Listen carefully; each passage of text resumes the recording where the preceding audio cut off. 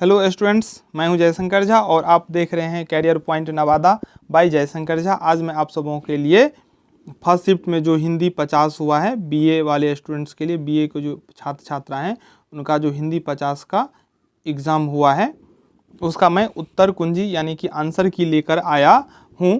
इससे पहले मैथिली 50 का आंसर की अपलोड किया जा चुका है, आपको लिंक डिस्क्रिप्शन में भी मिल जाएगा। अगर देख लिए होंगे तो ठीक है, नहीं देखें तो आप देख सकते हैं। आपको कहीं दूसरे चैनल पर भटकने की आवश्यकता नहीं है, क्योंकि बहुत सारे यूट्यूब वाले अपना चैनल को चलाने के लिए जल्दबाजी के चक्कर में गलत से उत्तर दे देते हैं।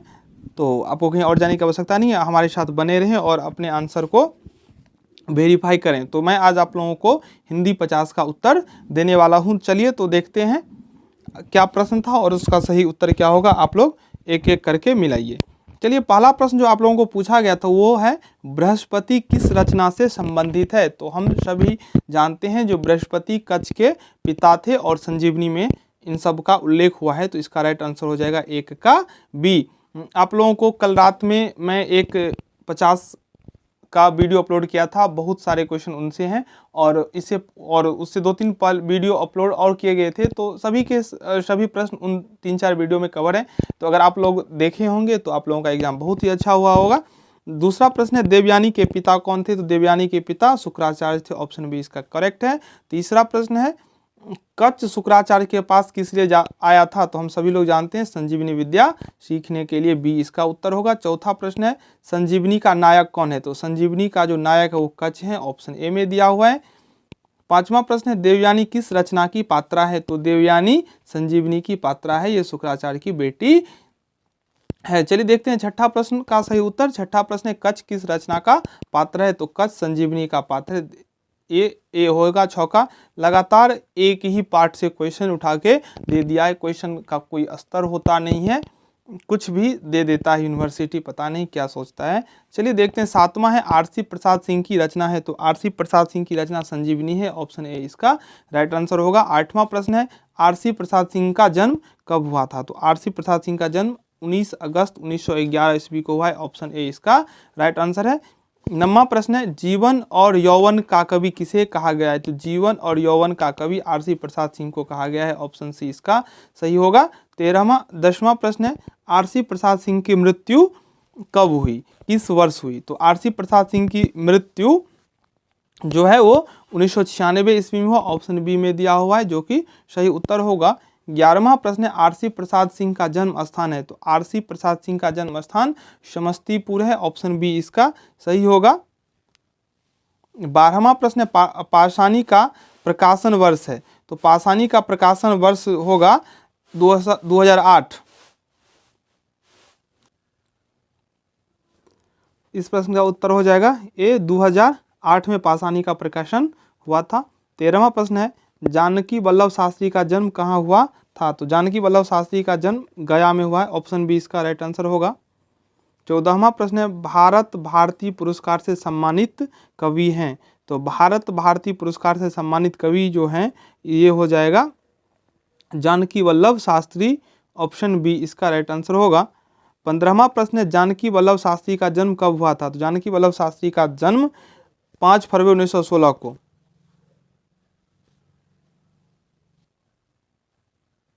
15 का उत्तर हो जाएगा ए, 5 फरवरी 1916। चलिए देखते हैं अब 16वां प्रश्न का उत्तर। 16वां प्रश्न है पाषाणी में कुल कितनी संगीतकाएं संकलित है। तो इसका सही उत्तर हो जाएगा 5, ऑप्शन बी राइट आंसर है।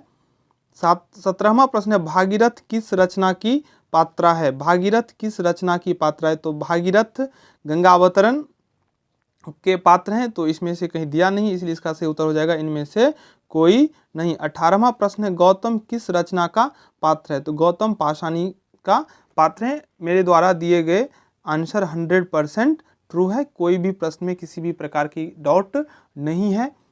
फिर भी अगर आप लोगों को कुछ लगता है तो आप कमेंट में ज़रूर मैसेज छोड़ दीजिए, मैं देखूंगा और जो सही होगा उसको मैं फिर वेरीफाई कर दूंगा। तो बिना टेंशन के आप सभी प्रश्न को मिलाएं। 19वां है पुरखा किस रचना का पात्र है। तो इसका हो जाएगा मजरी, ऑप्शन सी इसका राइट आंसर है। 20वां प्रश्न है पाषाणी में कुल कितने दृश्य हैं। तो पाषाणी में कुल 5 दृश्य हैं, ऑप्शन सी इसका राइट आंसर होगा। 21वां प्रश्न है शीर्षक की अनिवार्यता होती है, तो संक्षेपण में शीर्षक की अनिवार्यता होती है। 22वां प्रश्न है मूल अवतरण का 1/3 होता है, तो मूल अवतरण का 1/3 में संक्षेपण में लिखना होता है और एक उपयुक्त शीर्षक देना होता है। 23वां प्रश्न है भाव विस्तार की क्रिया संपन्न होती है, तो पल्लवन में भाव विस्तार की क्रिया संपन्न होती है। 24वां प्रश्न है टिप्पण का प्रयोग होता है, तो कार्यालय में, ऑप्शन बी इसका राइट आंसर होगा। 25वां प्रश्न है रजिस्ट्रार का हिंदी अनुवाद होता है, तो इसका जो सही होगा वो हो जाएगा कुल सचिव, ऑप्शन सी इसका राइट आंसर है। 26वां प्रश्न है भारतीय संविधान में हिंदी को मान्यता मिली, तो राजभाषा के रूप में। 27वां प्रश्न है प्रथम राजभाषा आयोग का गठन कब हुआ था, तो 1955 ईस्वी में। 27 प्रश्न का उत्तर अभी तक आप लोगों ने जाना है। अब देखते हैं 28वां प्रश्न का सही उत्तर। 28वां प्रश्न है प्रथम राजभाषा आयोग में सदस्यों की संख्या कितनी थी, तो इसका जो सही उत्तर हो जाएगा वो हो जाएगा ऑप्शन सी 20। प्रथम राजभाषा आयोग में सदस्यों की संख्या कितनी थी, तो 20 अभी के समय में 30 होता है, 20 लोकसभा से और 10 राज्यसभा से। चलिए देखते हैं 29वां प्रश्न। 29वां प्रश्न संविधान का भाग 17 संबंधित है, तो संविधान का भाग 17 राजभाषा से संबंधित है, ऑप्शन ए इसका सही उत्तर होगा।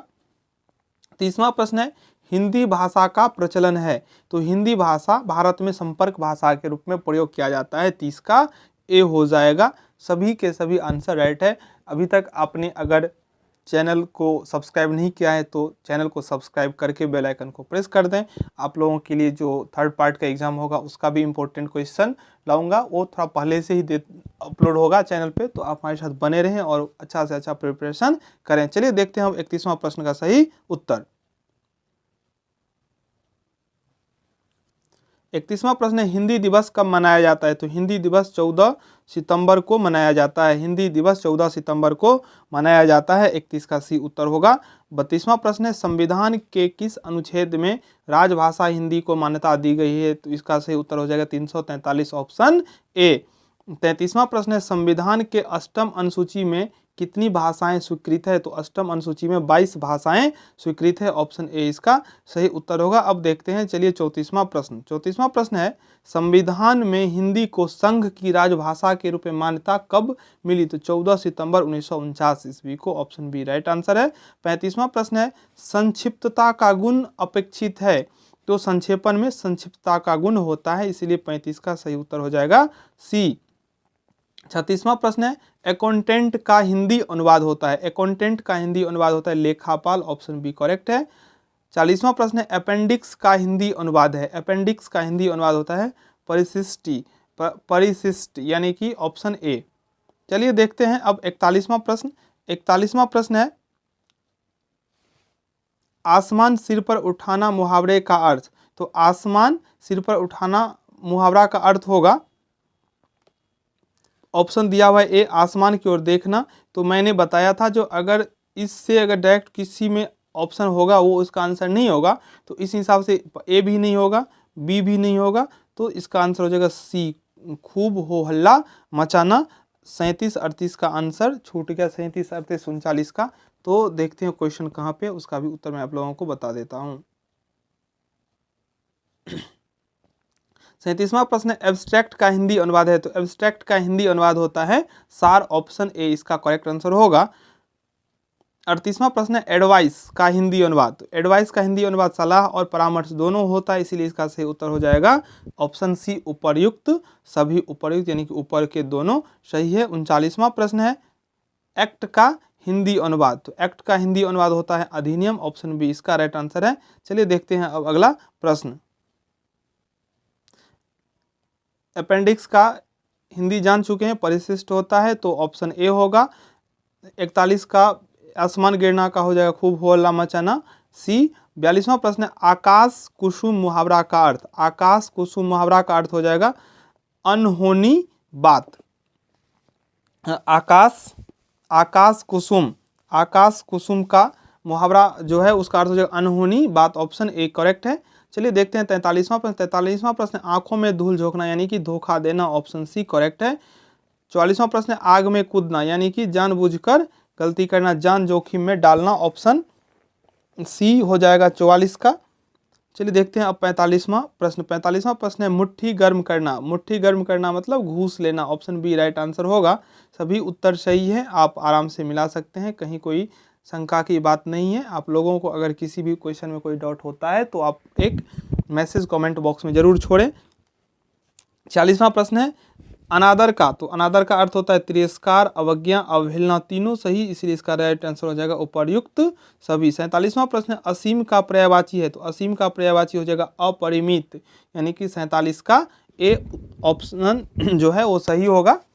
तो चैनल को लाइक सब्सक्राइब शेयर जरूर करें अपने फ्रेंड्स के साथ। यह एक एजुकेशनल चैनल है, इस पर आप लोगों को किसी भी प्रतियोगी परीक्षा का संपूर्ण तैयारी करवाई जाएगी आगे से। तो आप चैनल के साथ बने रहें, अपने फ्रेंड्स के साथ भी चैनल को शेयर करें, और लास्ट में कितना सही हुआ आप ज़रूर बताइएगा मुझे, ताकि मुझे भी पता चले जो आप लोगों का एग्ज़ाम कैसा हुआ है।